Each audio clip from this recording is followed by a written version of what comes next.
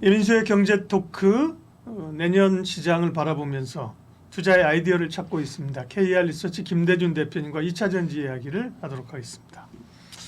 2차 전지는 참 애증의 섹터이죠.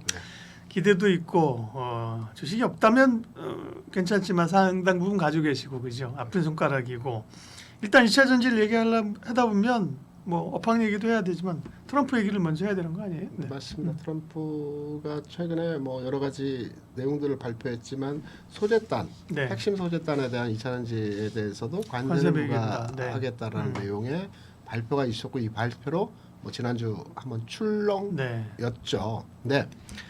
저는 이 기사 내용을 한번 잘 들여다보고 해석점을 양면성을 가지고 판단을 해야 된다라고 생각을 하고 있어요. 네. 최근에 이제 관세 부과가 어떤 뭐 시장에 굉장히 그냥 악재로서 영향을 주는 상황으로 계속 진행이 되고 있어요. 꼭 2차 전지뿐만이 아니고 화장품도 그렇죠. 그렇고 네. 뭐 등등 전방위적이죠, 뭐. 전방위로 네. 관세 네. 부과에 대한 내용입니다.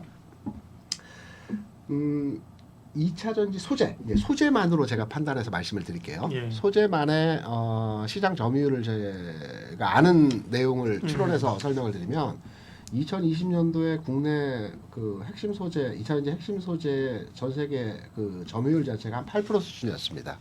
이 당시에 그 중국의 그 점유율은 한 30%가 좀 넘는 위아래 구간에서의 네. 그 저기 포지션이었고요. 일본 한 20% 수준이었습니다. 이게 이제 최근 23년 말, 24년 초에 들어와서 이 포지션 변경이 그 있었거든요. 그 환경 변화가 있었습니다. 8%였던 2차 전지 소재 전 세계 점유율 측면에서 우리나라가 거의 28%, 그러니까 30%에 육박을 한 수준으로 증가했어요. 중국은 30%에서 8%, 그러니까 우리하고 자리 교체를 딱 한 거거든요. 일본은 20%에서 한 5%까지 조금 성장을 했어요.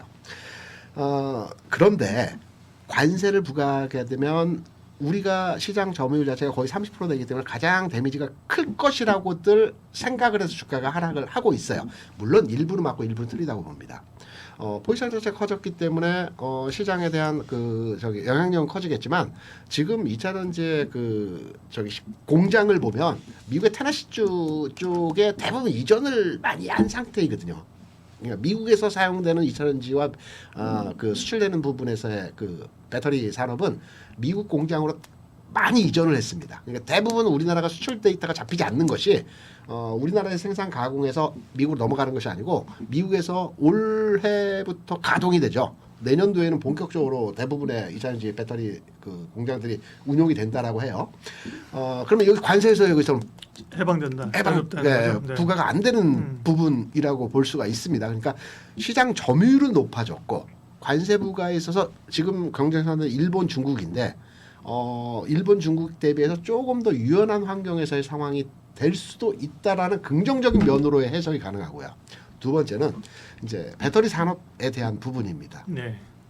뭐 캐즘, 뭐 등등등 그 앨런 머스크 또한 2차 전지에 대해서 부정적 그 전기차가 부정적이 아니고 산업에 대해서 축소해야 된다라는 이런 내용의 그 발표를 합니다. 그런데 전기차 시장이 조금씩 변화하고 있는 내용들이 아마 감지하셨는지 모르겠지만 과거에는 우리가 테슬라 시리즈를 사게 되면 1억, 뭐 1억 5천, 뭐 비싼 거는 2억까지도 가는 대부분의 전기차 하면 비싸다라는 인식들이 강했어요. 네. 뭐 우리나라에 나와 있는 전기차는 한 6, 7, 8천만 원 뭐 정도이고 뭐 테슬라 그는 더 비싸죠. 그런데 최근에 전기차 시장에서의 상황을 보게 되면 테슬라도 3만 불대 그 소형 전기차를 내놓는다고 하죠. 4천만 원 정도 되겠지만 우리나라 같은 경우에도 캐스퍼가 전기차 LFP 장착했지만 그 저기 캐스퍼가 나왔어요.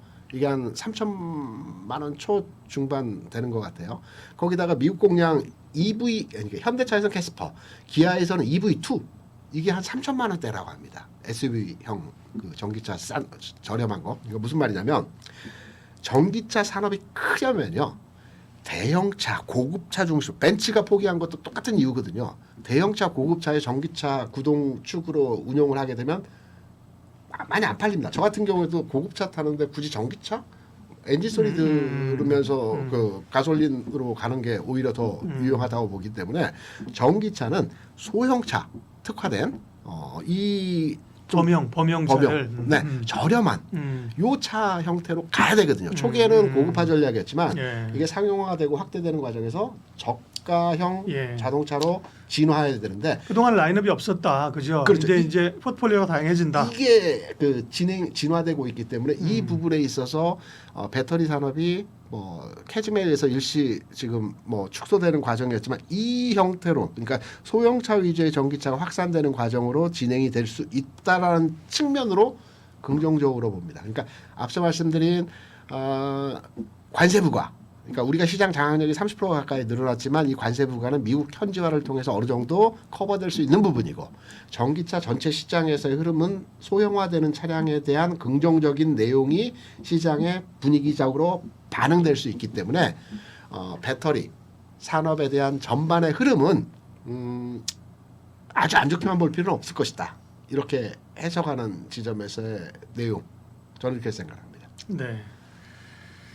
그러나 이제 사실 소재 업체 이제 물론 지금 이제 트럼프의 관세 얘기를 하셨고요. 네네. 이제 2차 전지 전반에 대해서 트럼프의 정책들이 보조금을 없애고 진짜 없앨 것이냐, 없앤다는 얘기가 있었고 또 지난주에는 뭐 없애지 않을 거라는 얘기도 있었는데 우호적이진 않죠, 그죠? 그 영향이 이제 얼마냐랑 이제 산업 얘기랑 이제 하신 거잖아요, 그죠? 네. 여기 하나 네네네. 더 덧붙이면 이제 뭐 제가 아주 오랜 시간 주시장에 있었던 건 아니지만 그래도 나름 주시장에 오래 있으면서 네. 지난 2016년, 17년 트럼프 일기 때 분위기를 어느 정도는 제 기억 속에 예, 남아 있는 예, 예. 내용들이 있거든요. 그때도 똑같이 트럼프가 관세 부과, 그때는 철강이 중요한 타켓이었습니다. 관세 부과를 한다는 내용이 있었고 2018년 그러니까 17년도에 상부장관이 중국에 가서 35% 중국에 대한 관세를 때려버렸어요. 그러면서 대중무역 분쟁이 일어난 거거든요. 이때 아뜨거 트럼프가 아뜨거 했던 게 뭐냐면 트럼프가 그 뒤에 이제 무제한 양적 완화 그리고 회사채 금융채에 대해서 무제한 매입 이 결론을 내린 이유가 뭐냐면 무역 보복 또는 무역 관세를 추진하다 보니까 물가가 올라가는 겁니다. 왜냐하면 당연하게 그 보복 관세 수준만큼의 가격이 업되어서 시장에서 유통될 거고 이러면서 물가가 올라가고 여기다 뜨거운 맛을 봤거든요. 네. 그러면 지금 취임 전이기 때문에 미국에 대한 강한 뭐 그레이트 아메리카라고 하죠. 그런 측면에서 관세나 뭐나 방위비나 뭐 이런 걸 계속 쏟아내고 있는데 실제로 국가를 운영하고 행정부를 이제 수반으로서의 진행을 할 때 이렇게 무차별적인 관세를 때릴 수 있을까라는 부분에 대해서도 저는 좀 의구심입니다. 그때도 철강 관세에 대해서 50% 100% 얘기를 많이 했거든요. 캐나다도 마찬가지고 미국도 마찬가지. 근데 실제로 관세가 부과된 부분은 그 당시에 제가 볼 때는 한 자릿수보다 네, 조금 맞아요. 높게 네. 부과됐을 겁니다. 시장 반응도는 뭐 50% 얘기가 나왔다. 그래서 실제로 이 관세에 대한 계속적인 내용이 효과적 측면에서는 좀 그때는 이제 다르지 않을까. 그런 인물을 네.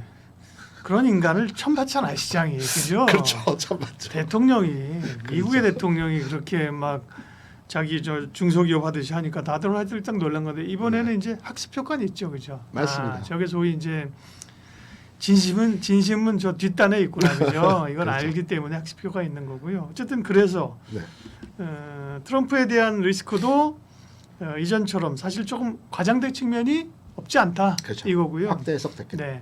그다음에 이제 캐즘이란 구간도 어쨌든 간에 그걸 지나고 있는 거잖아요, 그죠? 네, 맞습니다. 그러면서 원재료 가격 떨어졌고 배터리 가격 떨어지면 전기차 가격 떨어질 것이고, 네, 그렇죠. 그다음에 다양한 전기차들이 나오면서 수요를 자극할 것이고, 네. 네. 그런 것까지 본다고 하면 그러면 이제 2차 전지는 전략을 어떻게 해야 돼요 지금? 이제 가격 전략하고 종목 전략이 중요하겠죠. 국내 투자자 입장에서 보면 아마 제가 11월 20일 전후로 해서 이 방송에 딱 한 달 전에 네. 나와서 이사전 접종에 대해서 종목을 딱 초이스하라면 두 종목을 말씀드렸죠. 삼성 SDI와 포스코 피처엠을 두 종목이 긍정적이다라고 네. 말씀을 드렸고 삼성 SDI는 조금 올라가다가 다시 그 자리로 왔습니다. 11월 그 하순 가격으로 다시 왔고 포스코 피처엠은 전반의 흐름에 동조화되면서 주가 하락을 보여줬어요. 저는 2차전지 종목에 대한 부분을 볼 때 LNF를 한번 봐야 된다라고 생각을 하고 있어요. LNF가 지금 관심거리에서 멀어졌죠. 9만 원대에서 그냥 왔다 갔다 하고 있어요. LNF의 최근 주가 상황을 보게 되면 올해 뭐 7월, 6월부터 해서 9만 원 저가권, 12만 원 고가권에서 그냥 왔다 갔다 하고 있어요. LNF 주가는 미리 빠졌죠. 미리 빠졌기 때문에 그 수준에서 흐름이 진행이 되고 있는데, 그러면 2차 전지의 터닝 포인트를 우리가 판단할 때, 그러니까 2차 전지가 진짜 간다. 뭐 주변의 상황이 어쩌할지는 모르겠지만 이제부터 가는구나라고 판단하는 시그널, 이정표로 판단하는 종목 LNF라고 생각해요. 왜냐하면 아마 과거 2차 전지 매매를 많이 하셨던 분들은 아시겠지만 2차 전지의 LNF는 20년 5월, 6월, 7월부터 2만 원대 주가가 거의 30만 원 육박하는 주가에 가장 빠른 흐름을 보여줬던 그렇죠. LNF. 네. 과거에는 뭐 지금 대장주였었죠, 그죠? 완전 대장주. 네, 다른 거 안 갈 지금은 때. 에코프로만 기억하고 계시겠지만 그 이전에는 그죠? LNF였죠. 네. 에코프로 그룹은 저는 10,000원도 기억해요, LNF. 지난해만 움직였어요. 네. 물론 그 전에 좀 움직이긴 했지만 네. 지난해 굉장히 핫했던 종목이고요. 네. 그 이전, 그러니까 22년, 21년, 20년도의 주가의 상황에서 2차 전지 하면 LNF였습니다. 맞아요. 굉장히 강했어요. 그리고 LNF는 제가 말씀드린 대로 22년 5월에 27만 원 고점을 찍고 나머지 2차 전지 업종이 지난 23년도에 갈 때도 안 갔어요. 리바운딩이 좀 나오긴 했지만 주가의 상승력이 나타나지 않았어요. 그리고 나서 조정을 먼저 들어가 버렸습니다. 그리고 최근의 주가 상황을 보게 되면 앞서 말씀드렸죠. 9만 원 저점, 12만 원 고점에서 왔다 갔다 하고 있어요. 이게 무슨 의미냐? 우리가 시장의 방향이 전환될 때는 대표주가 먼저 움직인다라고 많이 해석을 합니다. 그러면 우리가 대표주를 판단할 때 아까 뭐 소부장 내에서는 몇몇의 한미반도체나 리노공업을 말씀드렸다시피 2차 전지가 진짜 본격적으로 이번부터 반등을 주는 흐름이 나타날 것이다라고 해석을 하고 판단을 하는 지점은 LNF가 현재 9만 원 내외에서 등락을 주고 있는데 이 주가가 10만 원 돌파하고 11만 원, 뭐 12만 원 돌파하면 완전 확인이겠죠. 완전히 확인이겠죠. 왜냐하면 최근에서의 상단을 돌파하는 거니까. 그렇지만 9만 원 저점 찍고 상승의 분위기가 연속적으로 나타난다. 그러면 나머지 종목의 2차 전지 업종의 종목들도 다 관심권에 두고 판단으로 접근하셔야 될 것으로 판단되고 있어요. 더 이상 빠지진 않을 것 같아요. 왜냐하면 앞서 말씀드린 뭐 삼성 SDI라든가 그리고 에코프로 관련주들 같은 게 주가를 보게 되면 23년 그러니까 쭉 23년 횡보해서 23년부터 1월부터 주가 쭉 올라가기 전 단계, 그러니까 주가가 올라가기 전 단계 가격으로 다 내려와 있어요. 그러니까 지금 보면 심리적으로 지지선이 될 수 있고 더 이상 빠지지 않겠다라는 2차 전지 업종의 전반의 가격 지점에서의 상황이 나타났어요. 이제 언제 올라갈지만 판단하면 되는 거거든요. 그래서 저는 LNF 주가를 판단해서 2차 전지 전반의 주가 상황의 터닝 포인트를 잡으시고 가지고 계신다라면 뭐 정말 이런 말씀을 드리기는 죄스럽지만 보유하는 수밖에는 현재는 없습니다. 그리고 터닝 포인트가 나왔을 때 LNF를 판단해서 주가의 반응도가 나타날 때는 그때는 좀 매도보다는 적극적인 투자 대응으로서의 2차 전지 업종에 대해서 판단하시는 거 어떠할까 이렇게 생각합니다. 좋은 내피셜이에요. 아 그렇습니까?